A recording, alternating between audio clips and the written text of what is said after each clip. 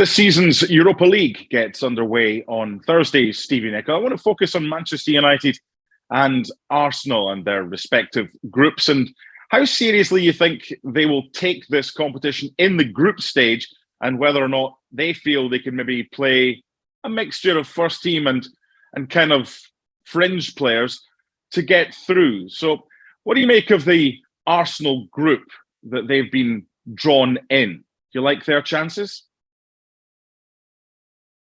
Well, let's be honest. If Arsenal don't get through this group, because Man United are pretty much in the same boat as well. But if Arsenal don't get through this group, whether they're taking it serious or not, then you'd have to ask questions of certainly of the squad that they have, or certainly the periphery around the first team.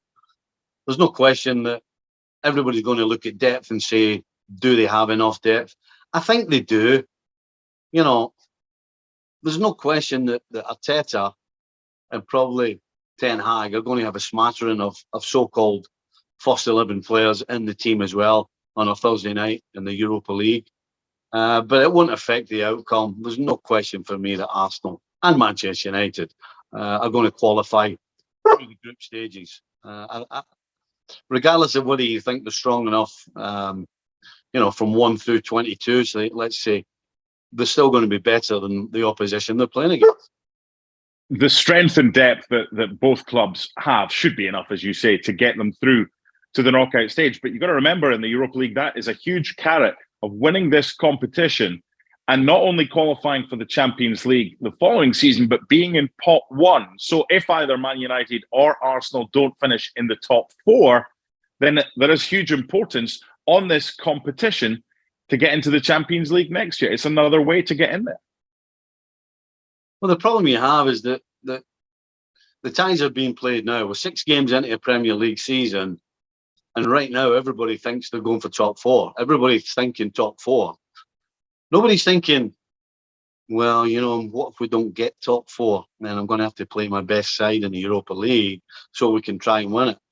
That sort of thought process, I don't believe is there for either Arsenal or Manchester United. Right now, the thought process is, right, who can we rest for these games so that we can keep winning in the Premier League? That's the mindset of both managers, I have no doubt.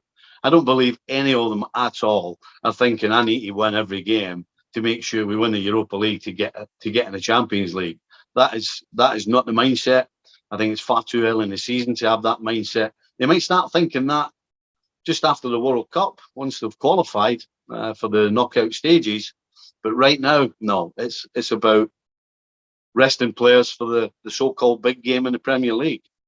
Is there a concern by doing that, Stevie, that you might get results like Chelsea suffered with a full-strength side against Dinamo Zagreb, or is that not something that either Mikel Arteta or Erik Ten Hag are even worried about right now? Well, I think the Chelsea result tells you that that's a possibility. You just don't know when it's going to happen. But you have to believe that your so-called reserve players are going to be better when you're playing against a second-tier league, let's be honest, in a cup competition. So right now, that's not, again, the focus. But the truth is, it's a fine line. If you take the chance, sometimes you come out the wrong end of it. Who's better equipped to win the Europa League with the squad they have, Manchester United or Arsenal? Right now, I'm going to say Arsenal. I think Manchester United are still building. I think in the next window, they're going to have to bring more players in.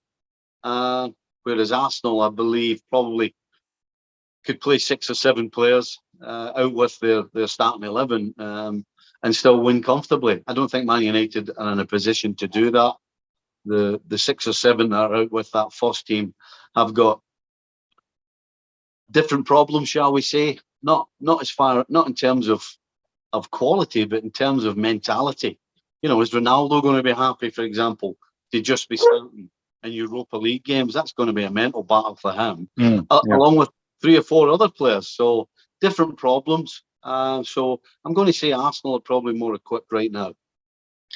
Finally, I was going to ask you who else is in contention, who's likely to win this competition, but I'm not going to. And the reason being, This is a competition that can be won by a side that's not even in it right now. So you've got Champions League dropouts that will join in, that finish third.